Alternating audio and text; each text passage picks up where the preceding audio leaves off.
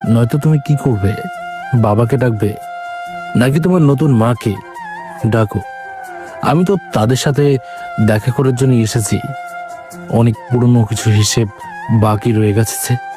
নতুন মা শব্দটায় মেহেদি এমনভাবে জোর দিল যেন সে সব জানে।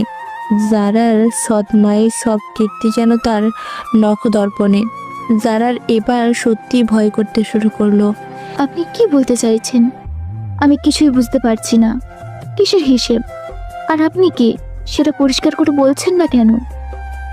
পরিচয় তো আমি দিতেই পারি, কিন্তু কিছু পরিচয় শব্দের চেয়ে চোখে চোখ রেখে অনুভব করতে হয়। যারা তোমার বাগানের দিকে তাকাও, এখনো কি সেই বেলি ফুলের গাছটা আছে যেটা আমি আর তুমি মিলে লাগিয়েছিলাম, নাকি সেটাও আগাছার ভেতরে হারিয়ে গেছে?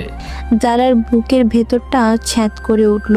মনে মনে বলে, এই বেলি ফুলের গাছটার কথা তো শুধু আমি আর মেহেদি ভাই জানতাম। তার মানে এই আসলে আমার মেহেদি ভাইয়া? তারপর যারা কাঁপা কাঁপা গলায় বলে, আপনি সত্যি মেহেদি ভাইয়া? কিন্তু কিন্তু কিভাবে? আপনার এই অবস্থা, এই গাড়ি, এই পোশাক। আমরা তো শুনেছিলাম আপনি। তোমরা কি শুনেছ সেটা আমি খুব ভালো করেই জানি। তোমরা শুনেছ আমি হারিয়ে গেছি, আমি বরবাদ হয়ে গেছি, আমি কোনো নর্দমার কীট হয়ে রাস্তায় রাস্তায় ঘুরছি, তাই তো? তোমার বাবা আর সৎ মা তো এটাই রটিয়েছে, তাই না?